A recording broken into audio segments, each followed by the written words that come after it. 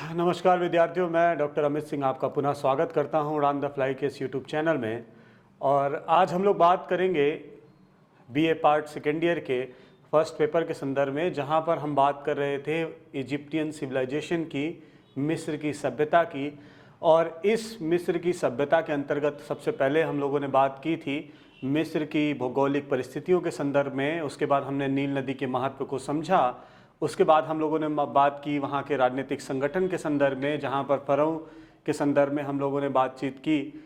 उसके बाद हम लोगों ने बातचीत की वहाँ की आर्थिक व्यवस्था, वहाँ की सामाजिक व्यवस्था के बारे में। और फिर हम लोगों ने कला में स्थापत्य को देखा। फिर हम लोगों ने वहाँ के धर्म पर चर्चा की, फिर बौद्धिक उपलब्धियों पर। तो इस तरीके से इस प्रथम यूनिट में, इस प्रथम इकाई में, जिसमें मिस्र की सभ्यता के संदर्भ में हम लोग को ज्ञान प्राप्त करना था, मिस्र से जुड़ी हुई विभिन्न जानकारियों को इस इकाई के अंतर्गत हम लोगों ने पढ़ने का प्रयास किया। आज हम लोग इसी इकाई से जुड़े हुए कुछ महत्वपूर्ण प्रश्नों की चर्चा करेंगे और उन महत्वपूर्ण प्रश्नों को किस प्रकार लिखा जाए और किस तरीके से हम अपने नोट्स को प्रिपेयर करें, उसके संदर्भ में आज हम लोग बात करेंगे। जैसे कि अभी बहुत सारे विद्यार्थियों का कहना था कि सर आप नोट्स लिखवा दीजिए, लेकिन नोट्स लिखवाने से बेहतर है कि आपको एक बेहतर जानकारी दे दी जाए, जिसके माध्यम से आप अपने नोट्स को स्वयं तैयार करें। क्योंकि ये मेरा स्वयं का एक अनुभव है कि यदि आप स्वयं के नोट्स तैयार करते हैं तो वो पूरा विषय आपको भली भांति आपके मस्तिष्क में उसका एक परिचित्र बन जाता है।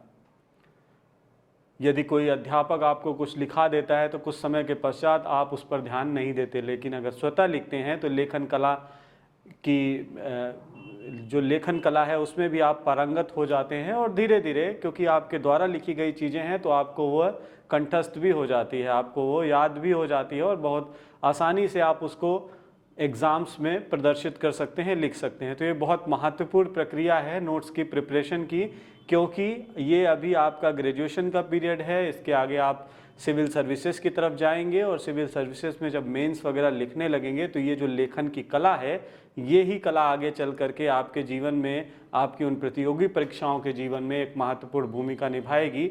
और अगर यदि इसी समय से आप आश्रित हो गए और अध्यापकों के माध्यम से लिखाए गए उत्तरों को ही आपने उसको ही सब कुछ मान लिया और ये मान लिया कि इससे बेहतर कुछ नहीं हो सकता, तो यहीं पर आपकी विकास की जो प्रक्रिया है वो कहीं ना कहीं रुक जाएगी। तो सबसे महत्वपूर्ण ये है कि आप नोट्स स्वयं से प्रिपेयर करिए, अध्यापक के द्वारा पढ़ाई गई चीज़ों को अच्छी तरीके से ध्यान रखिए और जो भी वो बता रहा है उसको अपने नोट्सों में उतारने का प्रयास करिए और एक विश्लेषणात्मक पद्धति से उस पर कार्य करिए। और ये एक बेहतर प्रक्रिया है जिसके माध्यम से आप उस विषय का एक अच्छा ज्ञान प्राप्त कर सकते हैं, साथ ही साथ आप अपनी लेखन कला को भी डेवलप कर सकते हैं। तो आज हम लोग इस प्रथम यूनिट से जुड़े हुए कुछ महत्वपूर्ण प्रश्नों पर चर्चा करेंगे और फिर उसके संदर्भ में बात करेंगे। जैसे कि हम लोगों ने इस पूरी मिस्र की सभ्यता में उसकी भौगोलिक स्थिति और सारी चीज़ें मैंने अभी बताया कि उसको हम लोगों ने देखा, विभिन्न घटकों को, विभिन्न तत्वों को, कि कैसे कैसे चीज़ें आगे बढ़ रही हैं। तो सबसे महत्वपूर्ण एक प्रश्न इस यूनिट में दिखाई पड़ता है और वो क्या है? वो है मिस्र की सभ्यता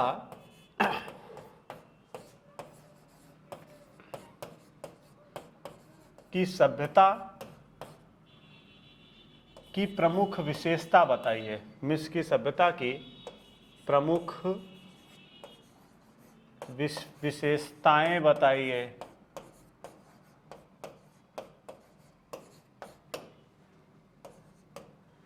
ठीक है, प्रमुख विशेषताएं बताइए या लिखिए या विश्लेषण करिए।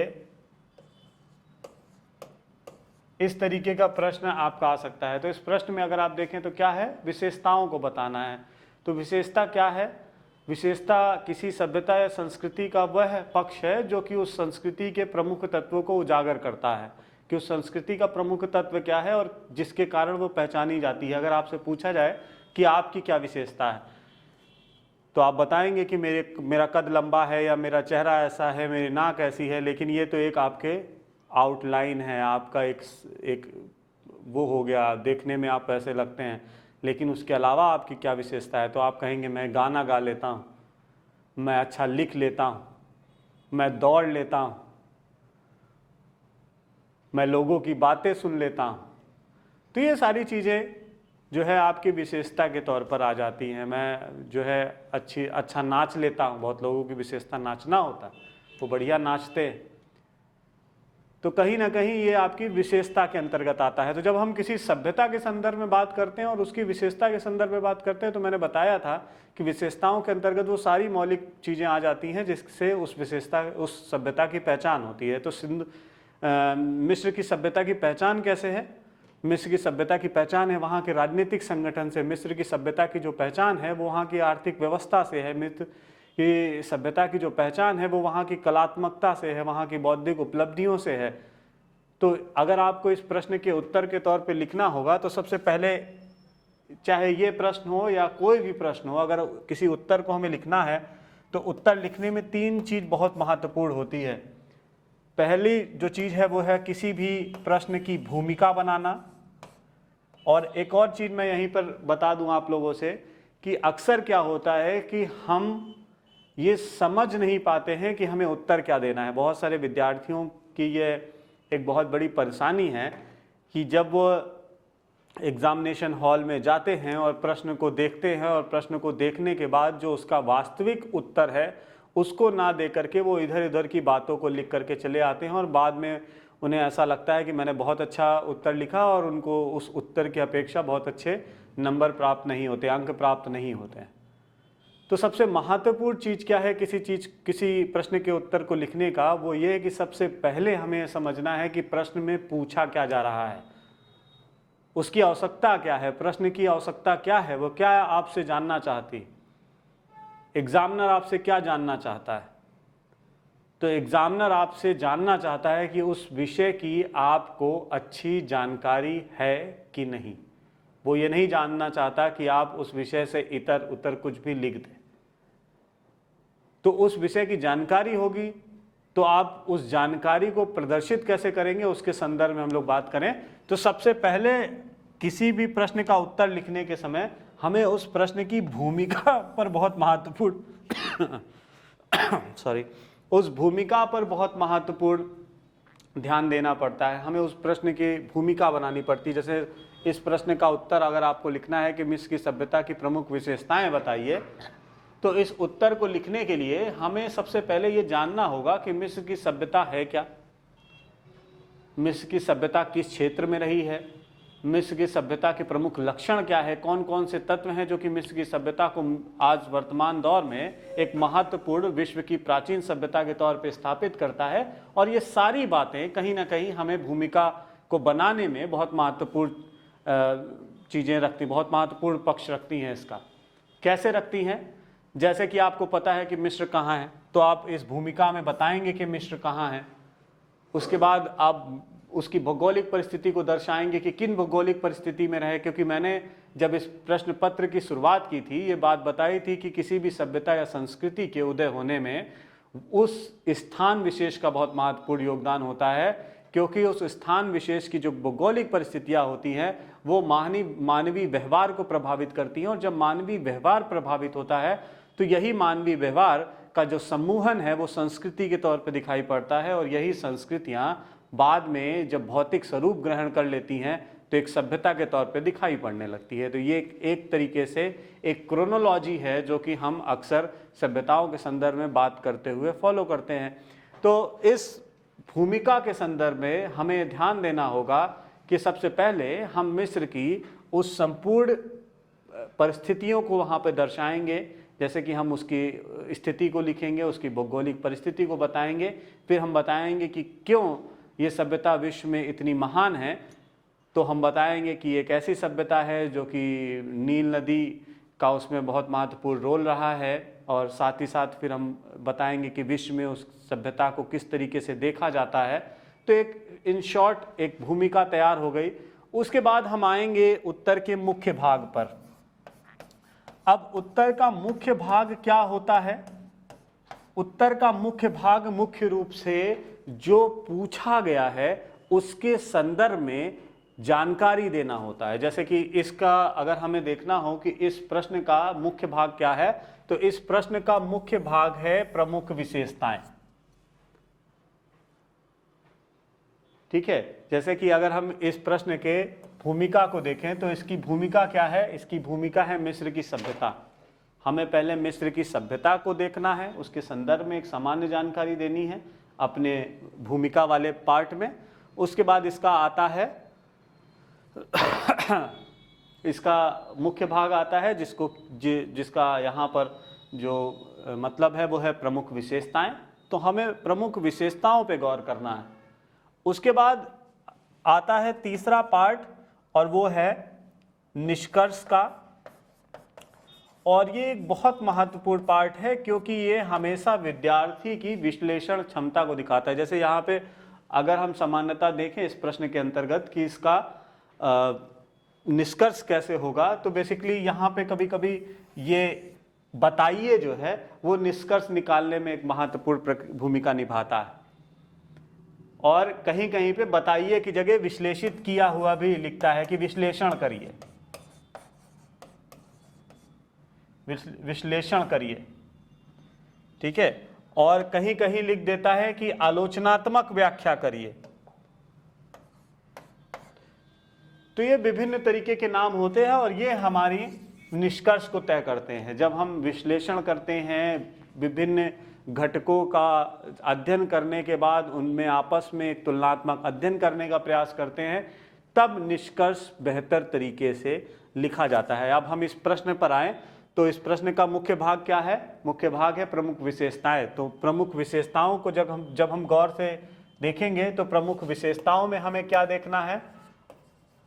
हमें प्रमुख विशेषताओं में जो लिखना है वो है, सबसे पहले तो राजनीतिक संगठन लिखना है। राजनीतिक संगठन के बारे में लिखना है कि राजनीतिक संगठन कैसा था, ठीक है। उसके बाद उनका सामाजिक पक्ष लिखना है, सामाजिक पक्ष कैसा था। उसके बाद आर्थिक व्यवस्था के संदर्भ में जानकारी देनी है। और फिर धर्म, या धर्म को अगर हम एक साथ सांस्कृतिक विकास में रखें तो धर्म जो है वो यहाँ पर आप सम्मिलित रूप से लिख सकते हैं सांस्कृतिक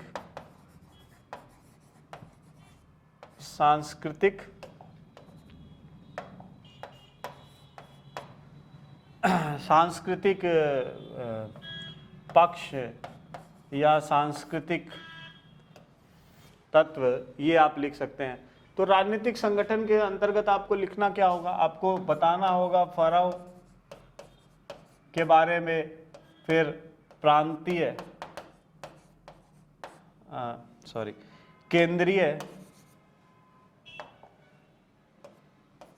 केंद्रीय और प्रांतीय प्रशासन आ जाएगा इसमें। एक सामान्य सी जानकारी आपको देनी होगी कि फराव के माध्यम से शासन चल रहा था, केंद्रीय और प्रांतीय प्रशासन थे, मंत्रिमंडल था। उसके बाद आप आएंगे तो आप बताएंगे राजनीतिक पक्ष के बारे में। तो आप बताएंगे कि विभिन्न वर्गों में समाज बटा हुआ था, महिलाओं की स्थिति बेहतर थी, विवाह को एक महत्वपूर्ण प्रथा मानी गई थी, परिवार कुटुंब के माध्यम से चलता था, पिता मुखिया हुआ करता था, महिलाओं को संपत्ति का अधिकार था और महिलाओं से ही अपनी बेटियों को, मतलब स्त्रियों जो माताएं थी, वो अपनी पुत्रियों को अपना जो उनका संपत्ति थी वो ट्रांसफ़र करती थी। तो इस तरीके से आप सामाजिक पक्ष के बारे में बताएंगे। फिर आप आएंगे आर्थिक व्यवस्था के संदर्भ में, तो आप बताएंगे कि कृषि हो रही थी, पशुपालन हो रहा था, शिल्प और उद्योग धंधे थे वहाँ पे, साथ ही साथ व्यापार वाणिज्य होता था, आंतरिक और बाह्य दोनों तरीके के व्यापार हो रहे थे, ये आप इसमें बताएंगे। फिर जब आप सांस्कृतिक पक्ष में जाएंगे तो वहाँ पर आप बताएंगे कि धर्म कैसा था। ये पार्ट थोड़ा सा बड़ा आपको दिखाई पड़ेगा। तो धर्म है, कला है इसी में, ठीक है, कला में स्थापत्य है, और फिर इसी में जो है आपकी बौद्धिक उपलब्धियां हैं, जिसके अंतर्गत हम लोगों ने बात की थी कि विज्ञान, लिपि और विज्ञान के संदर्भ में इनको जानकारी हो गई थी, साहित्य भी इन्होंने डेवलप कर लिया था। तो ये एक सामान्यता, क्योंकि ये प्रश्न एक बहुत बृहद जानकारी आपसे मांग रहा है, तो आपको एक सामान्य सी जानकारी देते हुए आना है, बहुत डिटेल में नहीं जाएंगे, ना अब राजनीतिक पक्ष के डिटेल में जाएंगे, ना सामाजिक पक्ष के डिटेल में जाएंगे, ना आर्थिक पक्ष की डिटेल में जाएंगे और ना सांस्कृतिक पक्ष की इतनी ही डिटेल में जाएंगे। अगर आप डिटेलिंग में जाने लगेंगे तो समस्या ये उत्पन्न हो जाएगी कि आप इस प्रश्न का उत्तर भली भांति नहीं दे पाएंगे। आपको एक सामान्य परिचय देते हुए इस पूरे प्रश्न को आपको हल करना है। उसके बाद ये तो रही मुख्य भाग। अब मुख्य भाग की समाप्ति के बाद आता है निष्कर्ष। तो निष्कर्ष में क्या होता है? निष्कर्ष जो होता है वो आपके उत्तर का सबसे महत्वपूर्ण पक्ष होता है, क्योंकि यही आपकी विश्लेषण क्षमता को दर्शाता है। अब विश्लेषण क्षमता का डेवलपमेंट कैसे होगा? डेवलपमेंट तब होगा जब आप विभिन्न पक्षों पर तुलनात्मक रूप से गौर करेंगे। और एक और चीज़ है वो ये कि आप देखेंगे कि जो इतिहासकारों ने किताबों में वर्णन किया है वो कितना सही है या कितना ज़्यादा तथ्यपरक दिखाई पड़ता है। जैसे कि उदाहरण के तौर पे अगर हम माने कि ये कहा जाता है कि मिस्र की सभ्यता विश्व की सबसे प्रमुख सभ्यता है, तो इस विश्व की सबसे प्रमुख सभ्यता होने के पीछे के उसके ऐसे क्या कारण है, उन कारणों का जो विश्लेषण है वो आपके इस निष्कर्ष में दिखाई पड़ना चाहिए। जैसे कि पिरामिड को एक बहुत महत्वपूर्ण कलात्मक अभिव्यक्ति दिखाई गई है, लेकिन ये पिरामिड कहीं ना कहीं मृतक संस्कारों से जुड़ा हुआ था।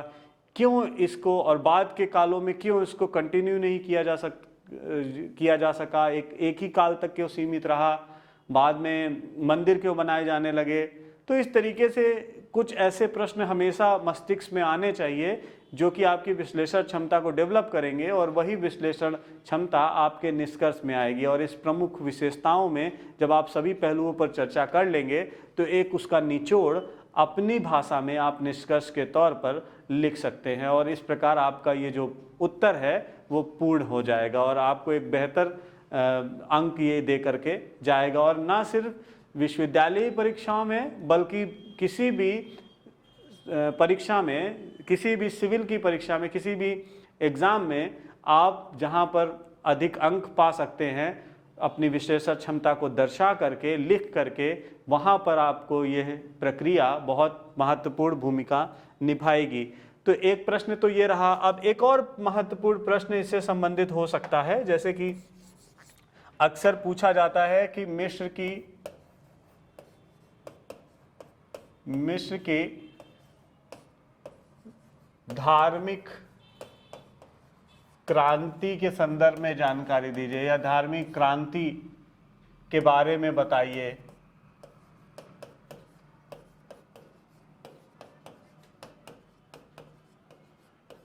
या मिस्र का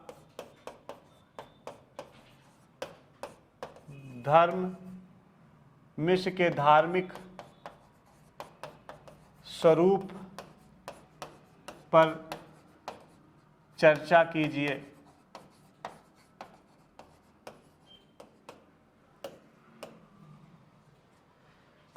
मिस्र के धार्मिक स्वरूप पर चर्चा कीजिए। या इखनाटन की धार्मिक क्रांति, इखनाटन की धार्मिक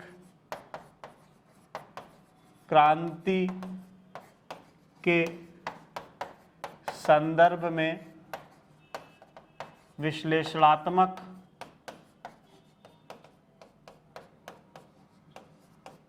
रूप से प्रकाश डालिए।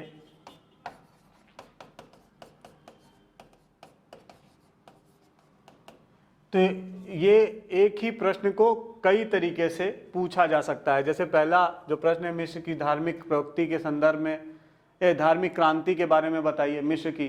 तो जैसा कि हम लोग मिस्र के धर्म के बारे में जब बात कर रहे थे, तो मिस्र के धर्म के संदर्भ में बात करते हुए हमने बताया था कि मिस्र में एक धार्मिक क्रांति होती है और ये विश्व की पहली धार्मिक क्रांति होती है।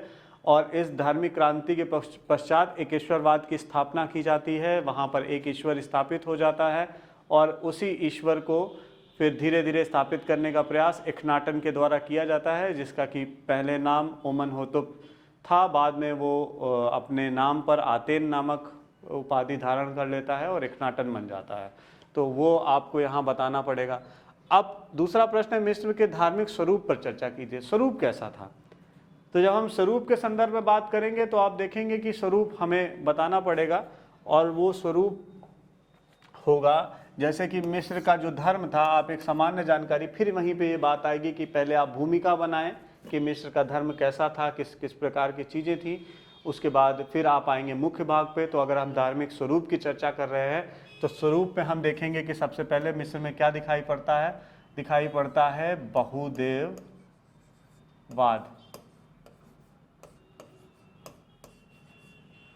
और एक और चीज़ जो कि दिखाई पड़ती है बहुदेववाद के साथ साथ, वो है सूर्य की उपासना। सूर्य की उपासना बहुत यहाँ पर हो रही थी, सूर्य की उपासना पर इनका विशेष रुझान था।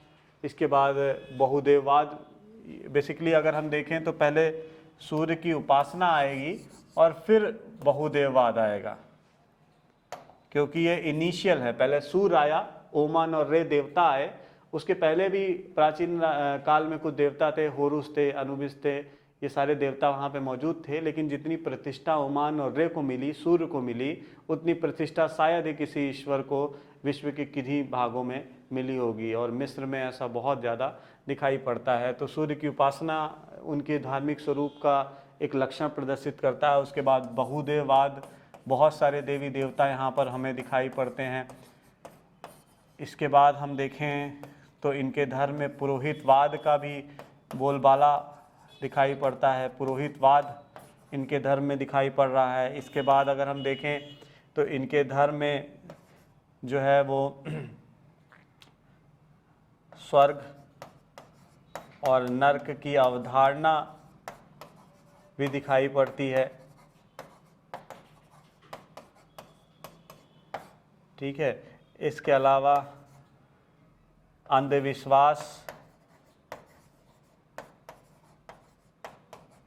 अंधविश्वास एवं मान्यताएं भी यहाँ पर इनके धर्म में दिखाई पड़ती हैं। इसके अलावा अगर आप देखें तो स्वर्ग नरक की अवधारणा, सूर्य की उपासना हो गया, बहुदेववाद हो गया, पुरोहितवाद हो गया, स्वर्ग नरक की अवधारणा हो गई, अंधविश्वास एवं मान्यताएं हो गई। और इसके अलावा हम बाद में देखेंगे तो धार्मिक क्रांति घटित होती है, एकेश्वरवाद वहाँ आता है, एकेश्वरवाद वहाँ पर घटित होता है इस धर्म में। साथ ही साथ पूजा पद्धति की भी जानकारी आप देखेंगे, कर्मकांड, पूजा पद्धति और कर्मकांड, यहाँ पे कर्मकांड बहुत सारे हो रहे थे, कर्मकांडी व्यवस्था यहाँ पर दिखाई पड़ती है। तो इस तरीके से हम देखेंगे तो ये कुछ धार्मिक स्वरूप हमें वहाँ पर दिखाई पड़ेंगे। जब हम धर्म की बात कर रहे थे तो हमने ये सारी चीज़ें बताई थी आपको। तो ये एक तरीके से उदाहरण है कि ऐसे ही धार्मिक स्वरूप के संदर्भ में हमें जानकारी देनी है। हमें ये नहीं बताना कि कितने देवता, क्या देवता, कैसे थे। हमें ये बताना है कि जब हम इन सब टॉपिक्स में जाएंगे तब हम भले उन बातों को वहाँ पर रख सकते हैं। ठीक है, तो ये आपके धार्मिक स्वरूप की चर्चा करेगी। उसके बाद जो अगला प्रश्न है वो फिर वही बात करता है कि एक्नाटन की धार्मिक क्रांति के संदर्भ में बात करें। तो फिर मैंने बताया कि वो भी वही, उसका उत्तर भी वही होगा कि एक्नाटन कौन था, उसके बारे में आप एक भूमिका बताएंगे, उसके बाद क्यों उसने ऐसा किया और ऐसा करने के बाद किस तरीके से उसने इस धर्म को आगे बढ़ाया। ये सारी जानकारी आप इस उत्तर में लिख सकते हैं। इसके बाद एक और बहुत महत्वपूर्ण प्रश्न हो सकता है, वो है मिस्र की बौद्धिक उपलब्धियों के संदर्भ में जानकारी दीजिए। बौद्धिक उपलब्धियों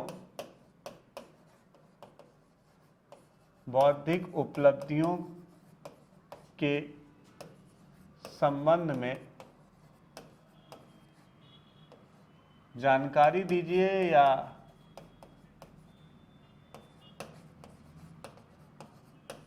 या मिस्र की बौद्धिक उपलब्धियों पर प्रकाश डालिए। ये एक सामान्य सा प्रश्न आएगा। अब बौद्धिक उपलब्धियों के संदर्भ में जब हम उत्तर लिखने चलेंगे तो सबसे पहले हम क्या लिखेंगे, हम सबसे पहले लिखेंगे लिपि के बारे में। सबसे पहले का मतलब है मुख्य भाग में सबसे पहले, उस पैटर्न को आपको हर जगह फॉलो करना है। आपको भूमिका बतानी है, मुख्य भाग बताना है और बाद में निष्कर्ष बताना है। तो भूमिका में जब आप बताएंगे तो आप मिस्र का एक बैकग्राउंड तो देंगे ही। किसी भी प्रश्न को अगर आप मिस्र से संबंधित लिखने जाएंगे तो एक बैकग्राउंड तो मिस्र का आप देंगे ही, कि मिस्र कैसे है, कहाँ है, किस तरीके की स्थिति है और किस प्रकार की सभ्यता है। एक सामान्य परिचय एक पैराग्राफ में आपको भूमिका के तौर पे लिखना ही है। उसके बाद मुख्य भाग में जब आप आएंगे तो बौद्धिक उपलब्धियों में आप लिखेंगे लिपि एवं लेखन कला। फिर इसी में आप लिखेंगे साहित्य के संदर्भ में। फिर साहित्यों में जो है धार्मिक, लौकिक और दर्शन साहित्य, दर्शन का साहित्य जो था। उसके बाद आप आएंगे साहित्य के बाद आप आएंगे विज्ञान में। ठीक है, विज्ञान में गणित, ज्योतिष, खगोल और चिकित्सा, ये इनकी बौद्धिक उपलब्धियां हैं। तो लिपि एवं लेखन कला है, साहित्य है, विज्ञान है और बाद में आपके विज्ञान के भाग है। तो ये आपकी बौद्धिक उपलब्धियां दिखाई पड़ जाएंगी। इसके बाद एक और बहुत महत्वपूर्ण प्रश्न है इस यूनिट से जुड़ा हुआ और वो है मिस्र की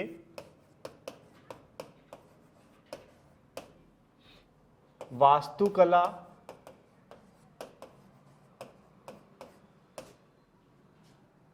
या, इसको हम ऑब्लिक इसलिए लगा रहे हैं, इसमें दो प्रश्नों को एक साथ जोड़ देना है। या तो ये प्रश्न है कि मिस्र की वास्तुकला या मिस्र की कला की प्रमुख विशेषताओं पर प्रकाश डालिए।